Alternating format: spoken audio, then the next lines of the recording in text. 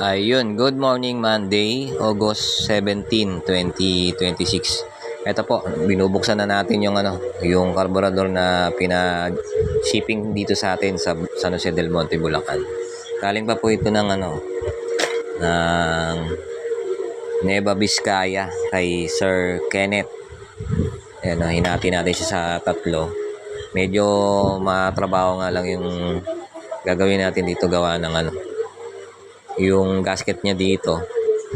Kailangan marami kasi wala siyang fibra. Gasket lang talaga yung nakalagay, wala siyang ganito. Dapat kasi yung sa Centra Carb kasi na local, yung ganito, meron siyang ganito, fibra. Ganyan yung design niya. Ito po yung pagkakaiba ng Nissan Sentra Carb na lumabas dito sa Pilipinas. Ayun, meron siyang sight glass. Ito kasi wala. Pero ang kagandahan dito, talagang nakasulat yung niya. Ayun.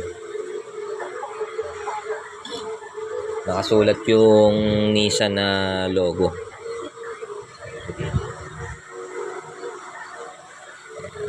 Ang nagiging problema lang dito minsan, wala kayong mabibiling carb repair kit gaya na ito. Ayan.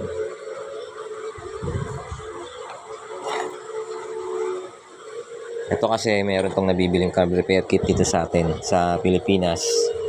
Ito kasi imported to galing Japan Kaya wala siyang lumabas na repair kit.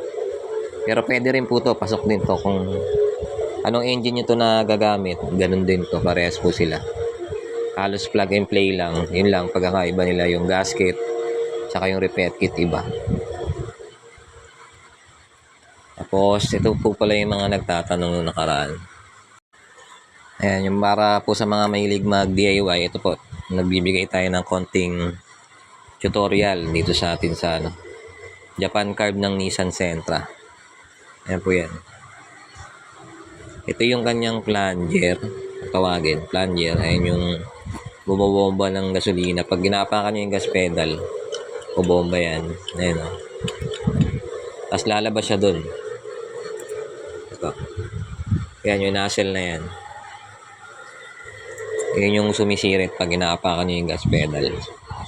Tapos ito naman yung primary venturi. Ito yung secondary, yung mas malaki yung butas. Kasi ito rin naman yung ito yung primary throttle kung saan nakalagay yung gas cable.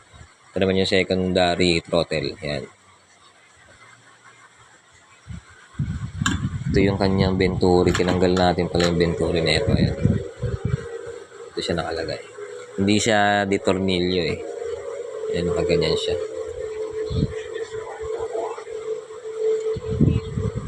Ayan. Ito pa siya. Ayan, dito naman yung primary. Ayan. Ganyan siya. Hindi siya ditornilyo.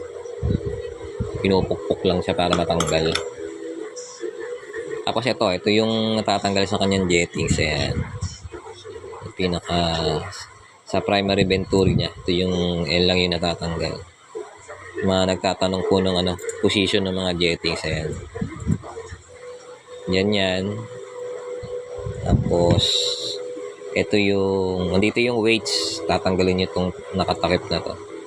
Nandito yung weights, saka yung may spring. Ito meron siyang spring. Yun. Tapos andyan yung weights niya. Meron yan parang, ayan ito natin lagay. Yan yung pagkakapwesto niya. Tapos ito, meron yung washer Yan, ganyan yung pwesto niya. Tapos bulitas yun sa pinakababa. Doon. Meron pa yung bulitas. Yan, ganyan po yung position niya. Yan bulitas, weights, spring, washer, tsaka to. Dito po yung nakalagay. Diyan dumadaan yung sumisirit dito sa nozzle, primary nozzle niya Tapos ito naman yung kanyang slow jet. Yan, ito po yung slow jet sa primary. Yan. Kung mapapansin nyo yung butas niya, yung dalawang tuldok nasa baba.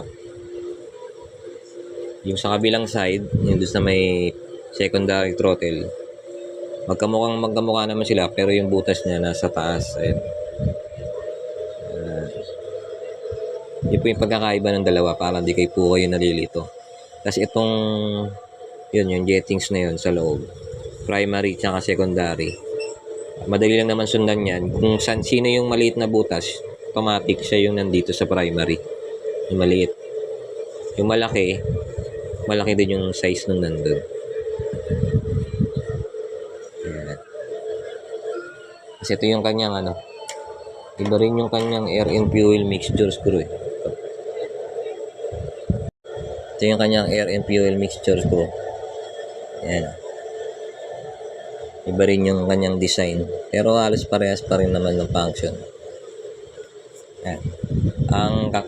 Iba lang sa gatong Japan, wala siyang sight glass. Ito meron.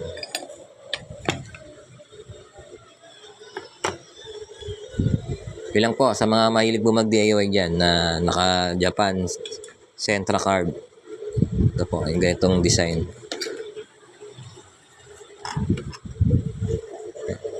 May bigay po tayo ng konting tutorial. Maraming salamat po sa panonood sa YouTube Noy Nilo Projects. Salamat.